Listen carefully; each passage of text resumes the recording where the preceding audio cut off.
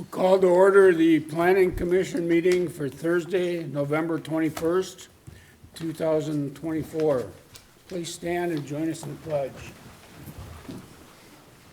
I pledge allegiance to the flag of the United States of America and to the republic for which it stands, one nation, under God, indivisible, with liberty and justice for all. Mr. Plassner, please call the roll. Commissioner Knobloch? Here. Commissioner No? Here. Commissioner Heikkila? Here. Commissioner Casey? Here. Commissioner Schmolke is absent. Commissioner Geisler? Here. Chair Schwartz. Here. Thank you. All right, our first order of business this evening is to adopt our agenda. So moved. Second. Motion by Geisler, second by Casey. Any additions or discussion? Hearing none, all in favor? Aye. Opposed? And the agenda is adopted. Next are approval of the minutes of our October 17th meeting. Mr. Chair, move to approve. Second. Motion by Heikkila, second by Casey. Any corrections or additions? Hearing none, all in favor? Aye. Aye. Opposed? Abstain. You abstain as well? I'd have to abstain, I wasn't here. Yeah. No. Minutes are approved with 2 abstentions, Commissioners No and Geisler. Our first order of business this evening is planning case 24-28 and 24-29, a subdivision exception and lot split at 11220 Dakotah Street Northwest, Parent Custom Homes. Mr. Platzner. Thank you, Mr. Chair, members of the Planning Commission. So I have for you tonight a request for a subdivision exception and a request for a lot split for the same 2 parcels at 11220 Dakotah Street Northwest. And this is being requested by Parent Custom Homes. And this is a residential lot, or it's 2 parcels creating 1 residential lot located along the river on 115th Avenue and Dakotah Street, with frontage on the river and frontage on 115th Avenue. It's about 2.8 acres in total. One of the lots is about 1 acre and the other is about 1.75 acres. What the applicant is requesting to do is first to adjust the lot line dividing the 2 parcels in order to create 2 buildable parcels that are long parcels lengthwise, both fronting 115th Avenue and the Mississippi River. So currently there is only 1 essentially buildable parcel on this property, and the applicant is looking to create 2 buildable parcels with the ultimate goal of demolishing the existing single-family home on the property and building 2 new single-family homes for a net increase of 1 single-family home on the property. The subdivision exception request would be to create 2 buildable lots that are standard-sized lots for the LDR1 district along the Mississippi River, out of 2 lots, one of which is a flag lot and one of which is a currently wooded, unbuildable lot. And the applicant is requesting the lot split in order to cut 16.5 feet off of the east end of the property, which currently contains a shared driveway between the subject property and the property to the east, and sell that shared driveway, that section of the property, 16.5 feet, to the property owner to the east, to make that property to the east a little bit wider and make the 2 parcels of the subject property a little bit narrower. The requirements for new lots in the LDR1 zoning district are that the lot is, each individual new lot is 100 feet wide at least, 50 feet in depth at least, and 15,000 square feet at minimum. The parcels are also within the MRCCA, or Mississippi River Corridor Critical Area. The MRCCA requires that, the MRCCA does have requirements around subdivisions, but they only apply if the subdivision covers either 10 or more acres of land or involves 3 or more lots. Because what's being proposed here are 2 actions that only require the involvement of 2 lots and are well under 10 acres, the MRCA subdivision requirements do not apply to this application. So here's an illustration that I threw together that does the best I could to show what is existing with Lot 1 and Lot 2, which are what I'm designating the two lots that are part of the subject property, and then what I'm calling Lot 3, which is the neighboring lot to the east. That lot is not directly involved in either of these actions. However, the ultimate goal of the proposal would involve that lot adding 16.5 feet onto the western edge of the lot. So the first action would be the request for a subdivision exception, which is an item that would need to be approved or denied by the Planning Commission, and that would be to straighten the line between Lot 1 and Lot 2, creating what I have over on the right, which is two 100-foot wide, straight north to south lots in place of what is currently a flag lot and a wooded square-shaped lot. The second action is for the lot split, which requires a recommendation from the Planning Commission and would require a decision by the City Council. And this would be to split 16.5 feet off of the eastern edge of Lot 2. And then the third action, which does not require city involvement, this would be an action that would be taken through the county, would be to combine that 16.5 foot wide new parcel created by the lot split with the neighboring lot to the east that would widen that lot and essentially give them what is a drainage and utility easement, an existing storm sewer line that goes toward the Mississippi River, and what is currently a shared driveway. And what's being proposed, and then this is another illustration showing the individual actions. So the subdivision exception, that dotted line is the current lot line between parcel A and parcel B, or lots 1 and lot 2. And the solid line would be the new line between these two lots. And then for the lot split, the dotted line is the existing boundary between lot 2 and the neighboring lot to the east, and the solid line would be the new boundary. What's being proposed by the applicant would be to demolish the existing single-family home and build two new single-family homes. Both of these new single-family homes would have driveways connecting directly to 115th Avenue to the north. The one to the west, which is Lot 1 or Parcel A, would have utilities connecting to 115th Avenue to the north. Parcel B would have utilities connecting to what is currently a shared driveway. It was formerly a section of Dakotah Street that was vacated in the past. There are currently utilities running under that driveway, so the applicant is proposing to have utilities connect through that existing line to the east of the property. So the result would essentially be where there is one single-family home with a shared driveway now, there would be two single-family homes, each with their own driveways. With that, the city staff do recommend approval of both of these actions. They recommend that the Planning Commission approve the proposed subdivision exception and recommend approval of the proposed lot split. That's all I have for a presentation, so I'm open to questions. Thank you, Mr. Platzner. Commission, any questions from Mr. Platzner? Mr. Chair. Commissioner Geisler? Mr. Passer, so a couple questions. One, so is the city going to request easements then along all the new property lines to start with? Correct. So we'll have a new, the westerly one will stay the same, the central one will be created effectively. And then there will be a new one on what would be the new ending point between the eastern lot and the new lot 2? Thank you, Commissioner Geisler, that is correct. We would have the standard drainage and utility easements requested on all of the new lot lines between properties. And then are we going to vacate the easements that are along the flag, or are there any other easements that we need to vacate at the same time? Commissioner Geisler, I don't believe there are currently drainage and utility easements along the property line that divides the two parcels that consist of the The flag and the cut? exactly. Though there is a storm sewer easement along the eastern edge of that property, that would not be vacated. Okay. And then are there any easements along, since we're effectively shifting the lot line, would we vacate any of the stuff that's already on the third parcel to the east as that lot line now shifts westerly? Commissioner Geisler, the existing drainage utility easement on the lot line to the east is essentially coterminous with the storm sewer easement, so that would not be vacated. We would keep that where it is right now. So it's going to be a little lopsided, a little longer into lot 3 than it is to, It would be, and that would be to accommodate the existing storm sewer that would be, it's on the shared driveway that would now be entirely on the property to the east of the subject property.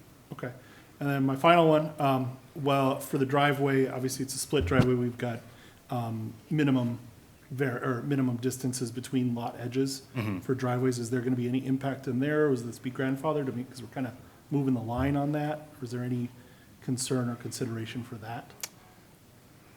Commissioner Geisler, I'm not entirely sure I follow the question. Are you saying distances between the driveways themselves or between the driveways and the lot lines? The driveway and the lot line, because right now the lot line's down the middle of the driveway, Correct. and then it will now move off the lot line will move over. Just curious if there's any issues with that distance. I see. Okay. That would be, so staff would view that as the reduction of an existing nonconformity. The driveway would still be closer to the lot line than generally is required, but it would be further than it is currently. Generally, that's seen as an existing nonconformity that is being reduced rather than increased and is not usually seen as an issue. Thank you. Mr. Patzner, so both these resulting lots are going to have a 115th Avenue address? Correct. Then Dakotah that just was the prior one, right? With the big lot? Thank you, Commissioner Casey. Correct. The only lot that would retain its Dakotah Street address would be the lot to the east of the subject property that would be gaining that new section third of parcel. right, which currently has that Dakotah Street address. The two new lots would both have 115th Avenue addresses. Okay, thank you. Commissioner, any other questions for Mr. Platzner? Is the petitioner present, and would they like to make any kind of presentation? I'm here. I don't really have anything to add. Thank you. If you have questions.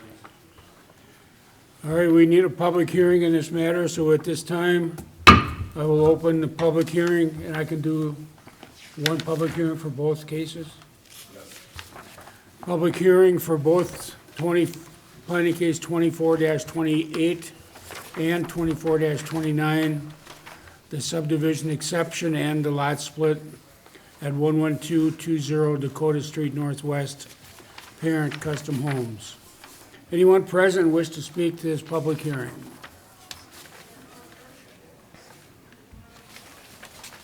Anyone wish to speak to the public hearing? Seeing none, we'll close the public hearing and limit comments to the commission. Mr. Chair. Commissioner I Geisler. do have one question for the applicant, if you wouldn't mind.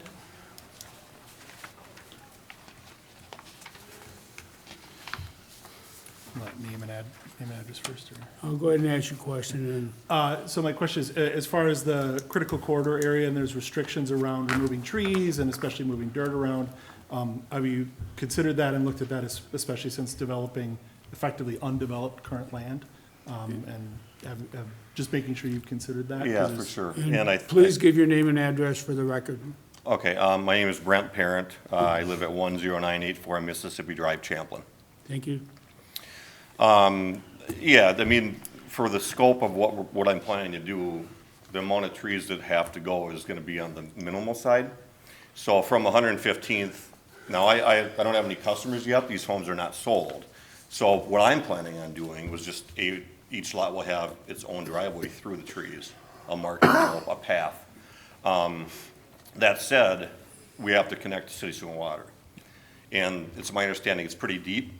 You know, and the deeper you have to dig, the wider of a trench you have to dig, which means anything in that road from point A to point B will have to be removed. But it's just, we're saving as many trees as we can. I just bring it up since there's more hoops to jump through specifically because of the critical Yeah. corridor with the Yes. new ordinances, so that's all. Okay. Thank you. Yep, you're welcome. And Commissioner, any other thoughts, comments?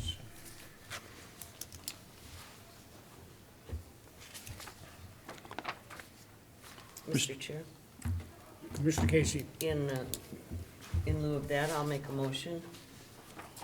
In planning case 24-48, I recommend the planning commission approve the proposed subdivision exception subject to the following conditions, and there are 3 of them listed.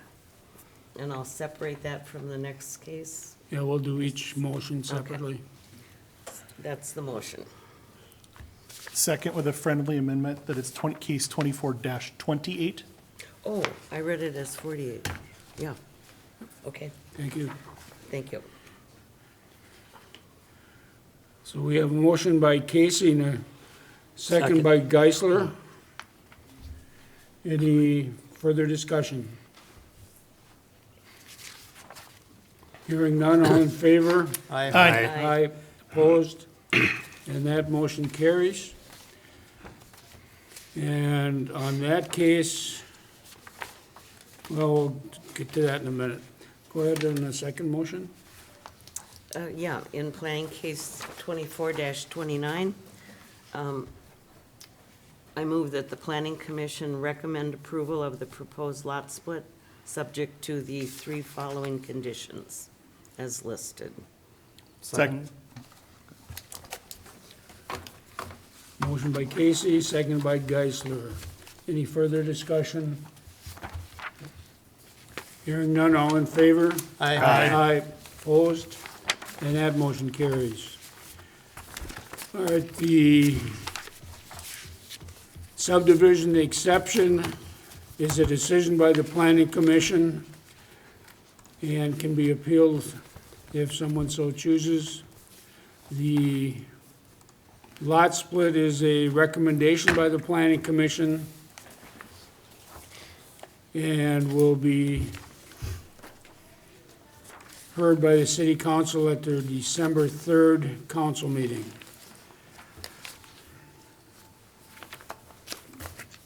Thank you and good luck. All right, our next case is planning case 24-31, a comprehensive plan amendment for Hidden Creek Woods, second edition, 1210 117th Lane Northwest, City of Coon Rapids. Thank you, Mr. Chair, members of the Mr. Planning Platzner. Commission. Oh, sorry, I jumped the gun there.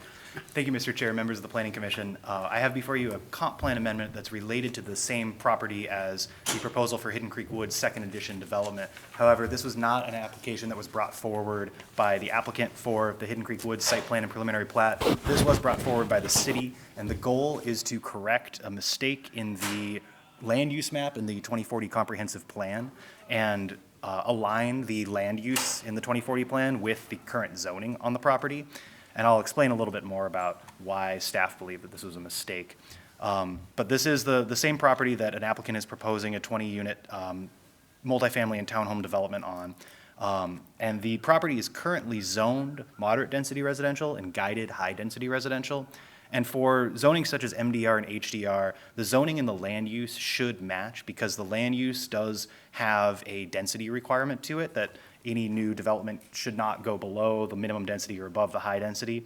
The zoning requirements tend to try to match that density such that it is possible to achieve that density.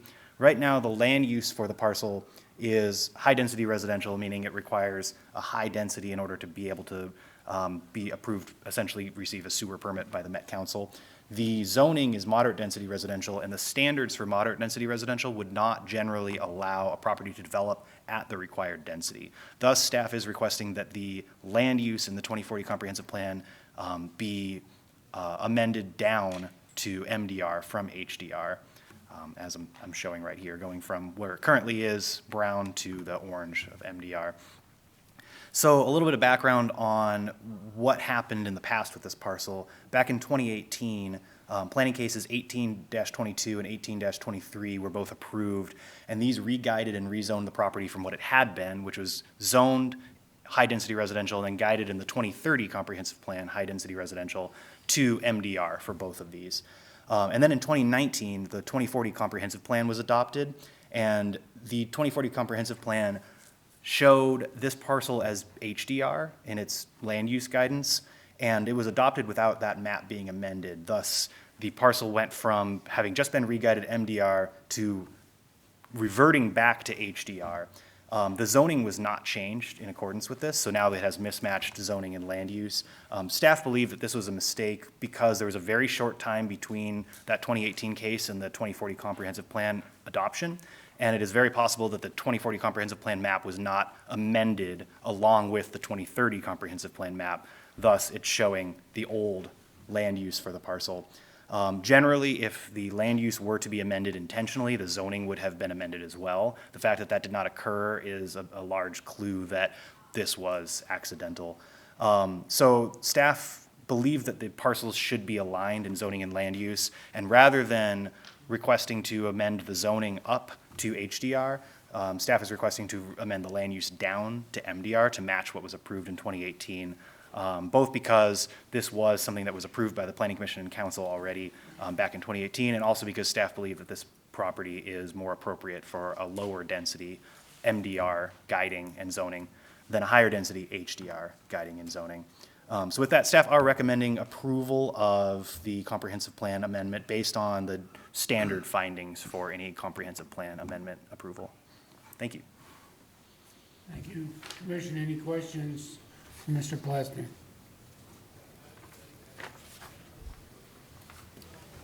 All right, hearing none, we do need a public hearing on this amendment. So I open the public hearing for planning case 24-31, a comprehensive plan amendment for Hidden Creek Woods, second edition at 1210 117th Lane Northwest. Anyone wish to speak to this public hearing on this amendment?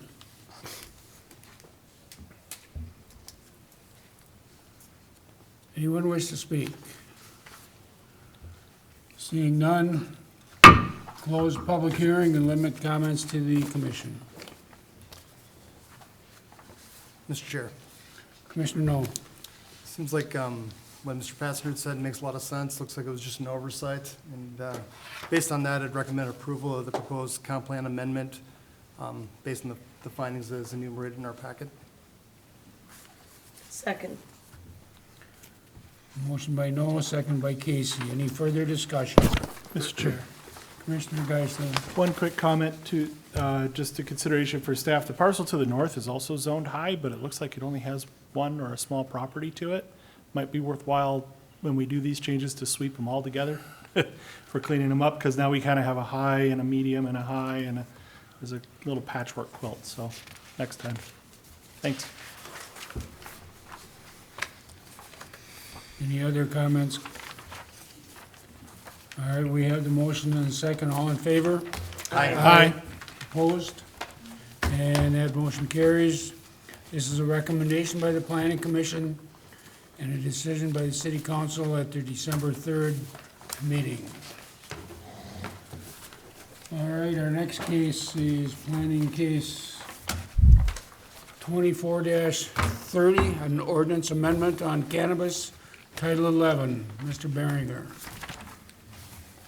Chair, members of the commission, I have before you tonight a zoning text amendment for our Title 11 in accordance with our upcoming cannabis ordinance. So this is just the zoning side of that ordinance. So a little background of how we got where we are here.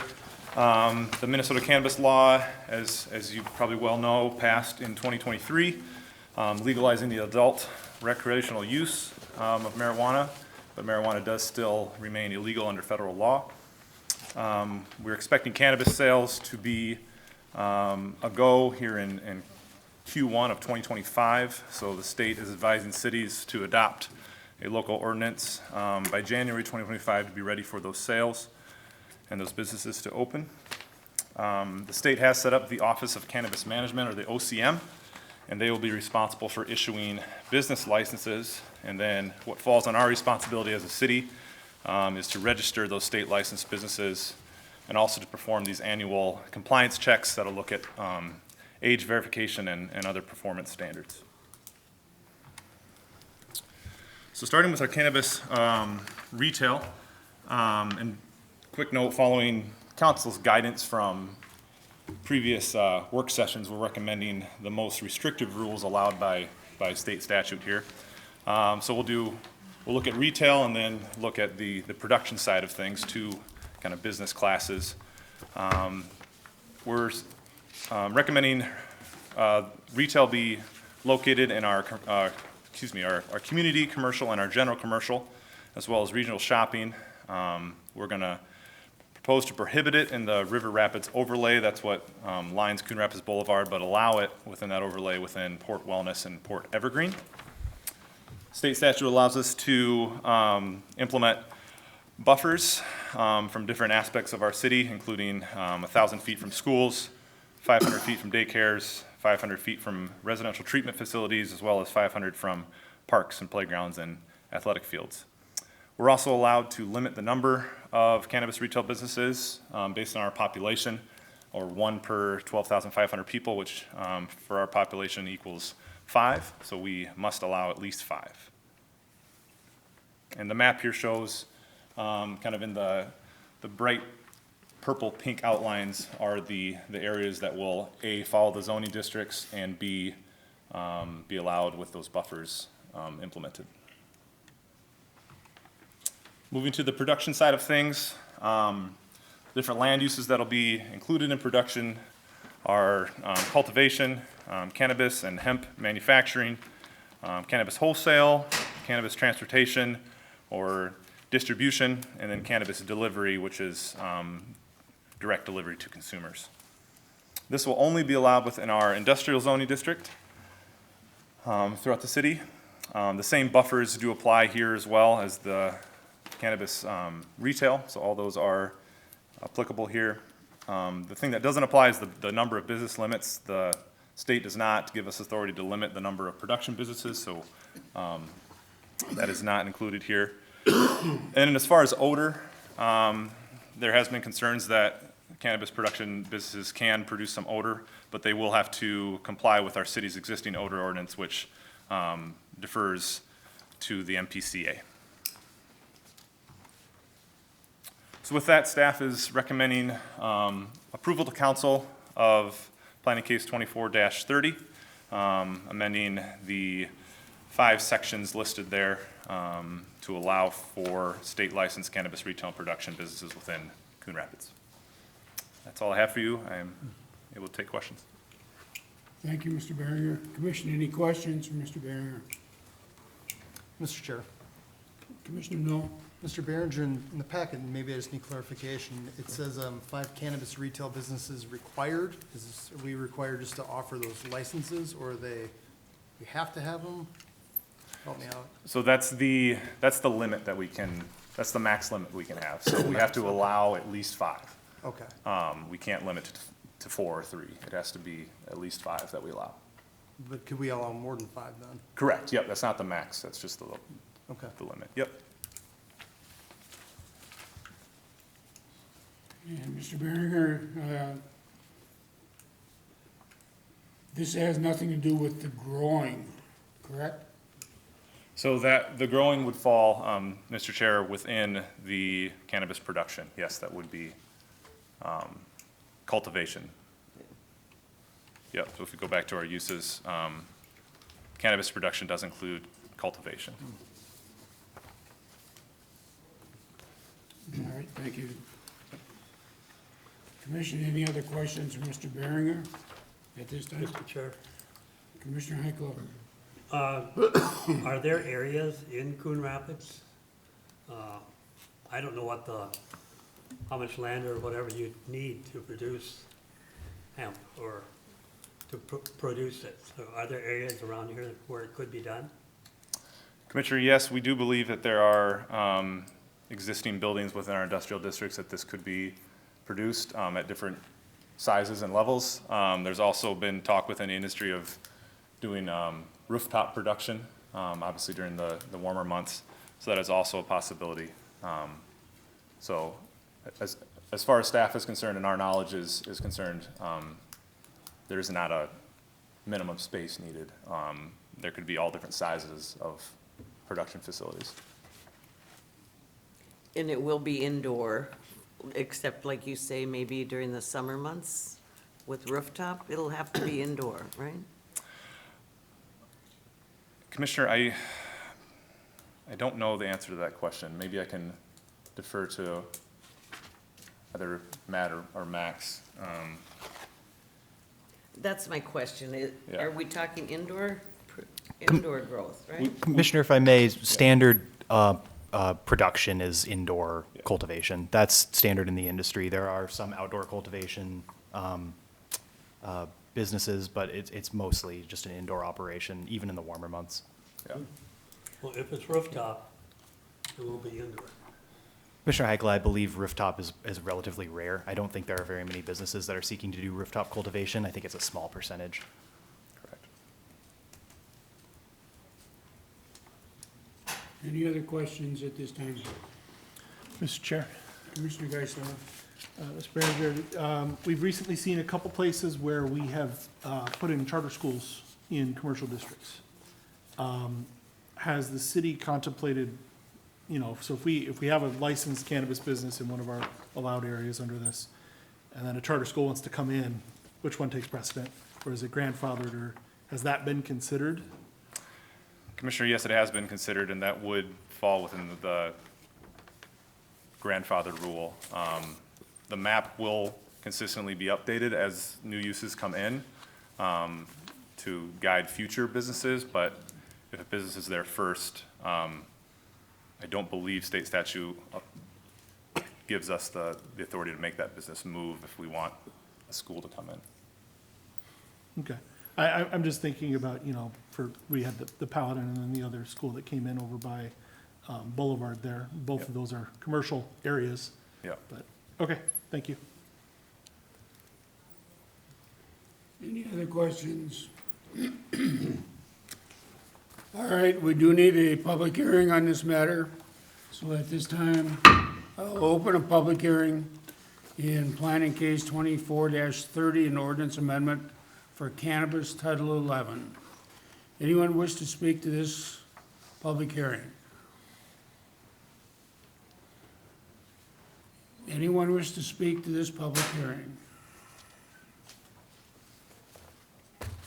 Seeing none, close the public hearing, limit comments to the commission.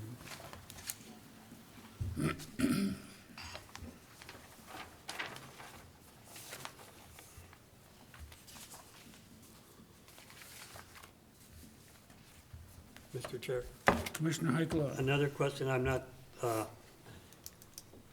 clear at all about, if the population of the city, when the population of the city changes, that would also possibly change the number of retail places that we could have, is that correct? Commissioner, yes, as our population grows, that number would. Or need to- decreases? Or decreases, yeah, that number would need to reflect our population, so it is fluid in that way. Mr. Chair. Commissioner Geisler. But just to clarify, that is a minimum floor required to be offered by the city. We can do more. It is just, our minimum allowed is based on the population. That The is correct. minimum that we must offer. Commissioner, yes, that is correct. Thank you. So if no one takes the licenses, doesn't matter. Or if we decide to add more licenses, we can. Correct. Thank you.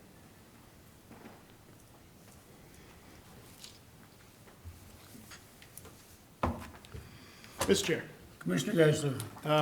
I would like to make a motion that in planning case 24-30, the planning commission recommend approval of the ordinance amending city code sections 11-201, 11-701, 11-801, 11-903, and 11-1003 that regulates the locations of state licensed cannabis retail and production businesses within the city.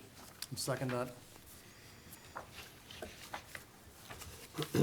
Motion by Geisler, second by No. Any further discussion?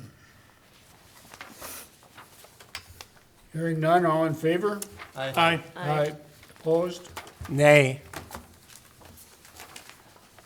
The motion passes on a 5-1 vote with Commissioner Knobloch opposed. This is an introduction, this is a recommendation by the Planning Commission with an introduction by the City Council at their December 3rd meeting and a decision by the City Council at their December 17th meeting. All right, our next case is planning case 24-25 and 24-26, the preliminary plat and site plan for Hidden Creek Woods, second edition, 1210 117th Lane Northwest, SBL Holdings LLC. Mr. Platzner. Thank you, Mr. Chair, members of the Planning Commission. So what I have before you is the item that was postponed at the October meetings. This is the request for preliminary plat and site plan for a 20-unit multifamily and townhome development at 1210 117th Lane on Zion Street, just north of Northdale Boulevard. And I'm going to very briefly go over the development. I did go over this item at the October meeting. However, I know a couple of the commissioners were not present at that meeting, so I want to just touch on some of the items briefly, and then if any commissioner would like me to go back to some of these slides and go over it in more detail, I'd be happy to do so. So what's being proposed is a 20-unit townhome and multifamily development on a parcel that's currently zoned MDR and guided HDR, with staff requesting that this eventually be guided MDR as well. What's being proposed are 2 8-unit multifamily buildings for 16 multifamily units, and these would be 3-story buildings that are back-to-back units. So there would be 8 exterior units and 8 interior units. No unit would be above or below any other unit. These are all side by side. And then 4 townhome units, and this would be a 2-story building of townhomes that are only connected on the side. So these would not be back-to-back units. The parcel is 3.4 acres, and the proposed housing density is about 5.9 units per acre. So this fits within the MDR density requirements in the 2040 comprehensive plan. So the site plan is what I have right here. And so you can see on the east side would be the 2 8-unit multifamily buildings, and on the west side is the 1 4-unit townhome building. There have been a couple minor revisions to the plan based on requests from the Planning Commission and city staff between the October meeting and today, as well as one revision that was based on a request from the a requirement from the Coon Creek Watershed District. So I will kind of breeze past some of the general standards, such as parking, as we did already discuss those, but I'd be happy to go back to talk about them. One item that did change based on a requirement from the Coon Creek Watershed District was that what was formerly 3 drainage ponds, 1 infiltration pond, and 2 retention ponds. The 2 retention ponds, one was on the east side of the development, or sorry, I apologize, that's incorrect. One was on the west side of the development, one was on the north end, kind of central, and then there was a infiltration pond on the northern corner of the development. The Watershed District required that the 2 retention ponds be combined and be located on the west end of the development. So the retention pond that was formerly central, kind of in the north end of the development, between the westernmost 8-unit building and the 4-unit building, this was removed, and the retention pond on the west end of the development was increased in size. The main result of this is that a couple of the landscaping trees that were proposed for the west end of the development have been moved elsewhere in the development, mostly along the north side, along Sand Creek, which is along the north end of the parcel. The applicant did also revise the landscaping plan. The total number of trees to be removed was revised down, and the total number of trees saved was revised up by the applicant. And the applicant also increased the number of new trees proposed to be planted on the site. So the new landscape plan does show trees generally around the entire perimeter of the development. So all along Zion Street, along the boundaries between the development and adjacent existing developments, so along the southern boundary of the development, along the northeastern boundary of the development, and then also new overstory trees along the northern edge of the development south of Sand Creek. So these would be located outside of the required buffer zone around Sand Creek and to the north of the proposed residential units, kind of on the graded hilly section of the site. And these are proposed to help screen the development from the existing homes to the north across Sand Creek, and also from the Sand Creek Trail that's existing right there on the north side of Sand Creek on city-owned property. The applicant also did put together this graphic that does show the development in the context of the area and how it is wooded right now. So the development is currently, or the development site, I apologize, the parcel is currently a totally wooded parcel. And then to the north of that parcel is the Sand Creek, I guess Sand Creek, I apologize, straddles this parcel and the parcel to the north. And then to the north of that is the Sand Creek Trail, which is a parcel owned by the city that is entirely wooded. And then to the north of that are existing single-family residential homes. The southern ends of those properties are generally wooded as well. So the area is generally a wooded area. The applicant did provide a new plan showing the proposed route for trash pickup. And this was based on the fire department's recommendation that the fire lane around the back of the two 8-unit buildings that was discussed at the October meeting, that this not be barricaded, that there not be a barrier placed in front of that fire lane. So that fire lane is recommended by the fire department to remain open at all times. And city staff have added a condition of approval that in the HOA document that is generally required for any multifamily development, that HOA document includes that no parking signs be placed on that fire lane and be maintained by the HOA, and that no parking along that fire lane be enforced by the HOA. And this is standard for any no parking areas in multifamily developments, that this be included in the HOA agreement. The applicant, considering that staff are proposing or are recommending that this fire lane remain open, the applicant is proposing a trash pickup route that would involve garbage trucks using this fire lane to circulate the site, and this would minimize the number of times these garbage trucks would need to back up. So there would be 4 different locations where residents would bring their individual garbage bins to be picked up on garbage day. 3 of these locations would have 4 units garbage bins, and 1 of them would have 8 units garbage bins. And this is also the only location where the garbage truck would be required to back up, and that's in this sort of internal drive lane between the 2 8-unit buildings. The garbage truck would pull in, empty the 8 units bins that are located in that grassy section, and then back up and then leave the site. So that's what's being proposed by the applicant in terms of trash pickup route. The applicant also showed a mail drop-off route that is similar to the trash pickup route. There would only be 3 multi-unit mailboxes, and they would circulate the site clockwise instead of counterclockwise, but they would also, the mail truck would be able to use the fire lane in order to circulate the site without needing to back up. I did include all of these renderings and elevations that the applicant provided of the buildings. I'm not going to go over them in detail, but on commissioner request, I'd be happy to go back over these. But this shows the 4-unit townhome building that's proposed, that's only a 2-story building, and this shows the 8-unit, 3-story multifamily buildings that are proposed. And I'm going to skip over the floor layouts and the exterior materials sections, but I can always go back to those. So staff do recommend approval of both of the items, and this is 2 requests. One is a request for the Planning Commission to make a recommendation on the preliminary plat, and the second is for the Planning Commission to approve the proposed site plan. The conditions of approval that I've included here are all the same as the conditions of approval that were required in the October, or that were included in the October item. The only addition is the requirement for no parking signs along the fire lane to the rear of the 2 8-unit buildings be spelled out in the HOA agreement. So that is all I have for a presentation. With that, I will take any questions you might have. Thank you, Mr. Platzner. Commission, any questions from Mr. Platzner?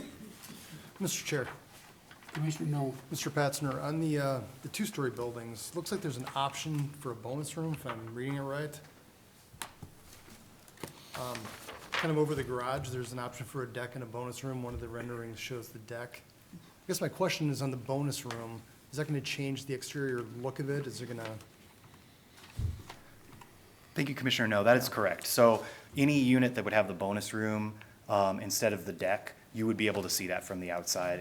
And so there would be some variation. The units, if a buyer chose something other than either the hip roof over the garage or the deck over the garage, if they chose the bonus room, there would be some variation between the units rather than all of them being exactly the same as each other. So if they chose that to bring it out, if you will, and add a bonus room, so there's no depth in there between the dormers, it doesn't go back in, does it run flush with those gable ends?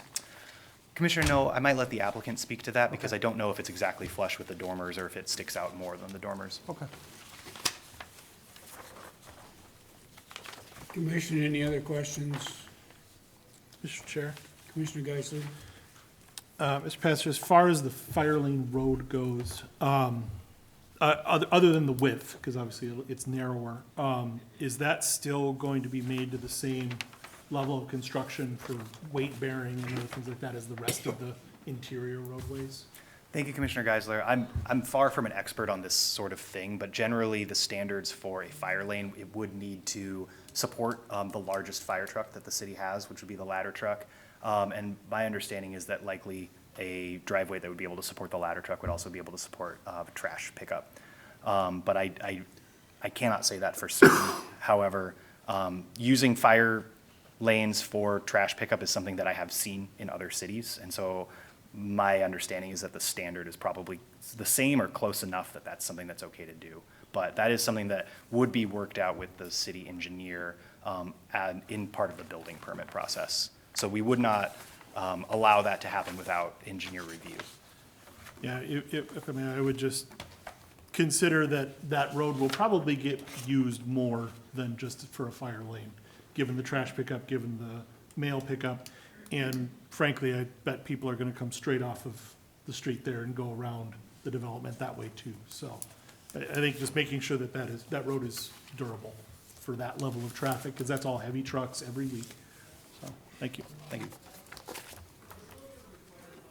Any other questions? Is there anything the petitioner would like to add?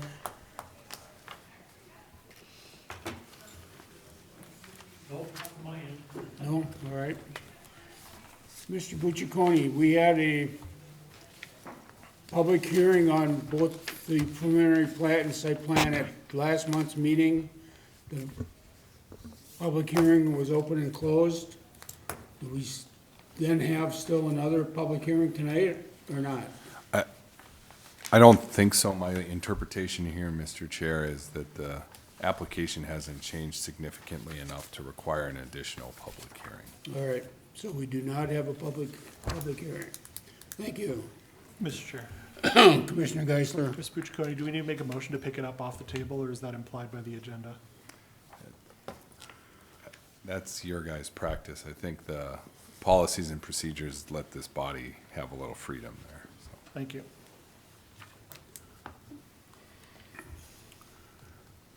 All right, commission, thoughts, issues, concerns?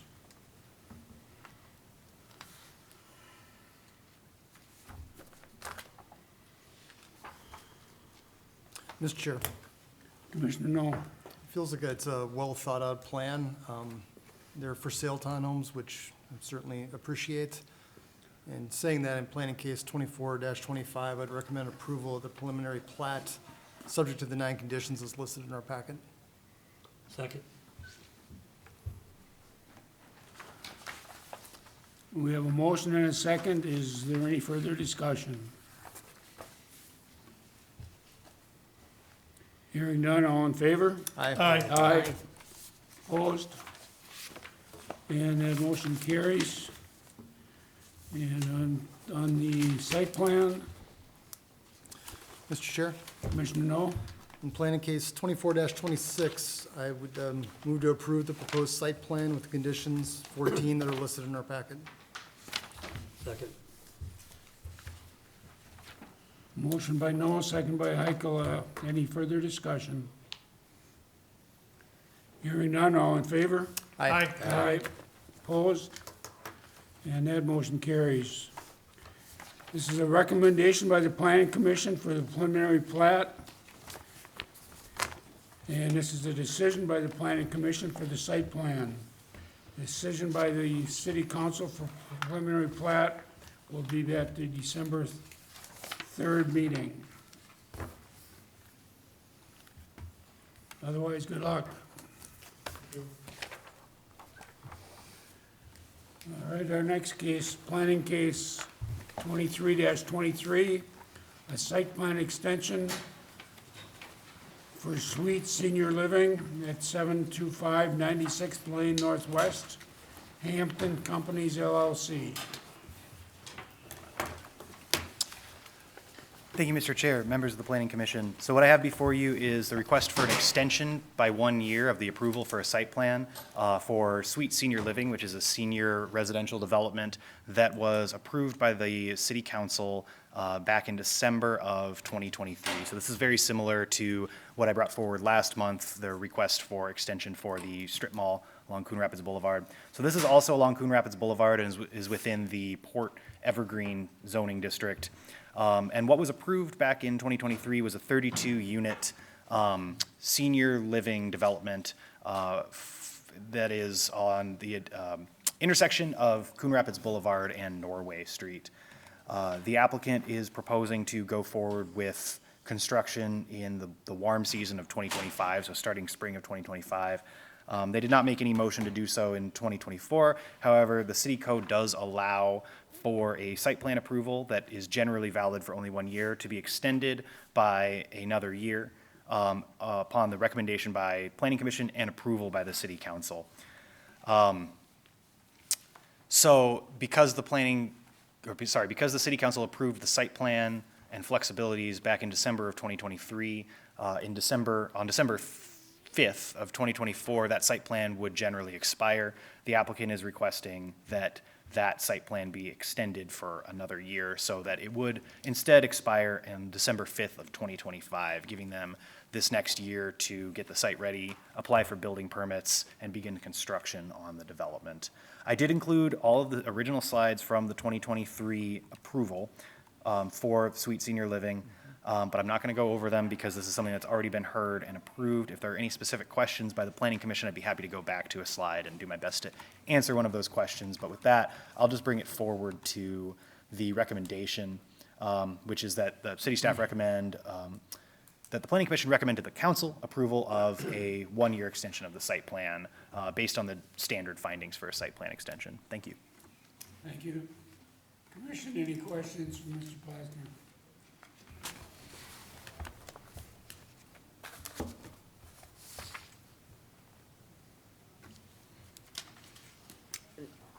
Mr. Chair, Commissioner Casey?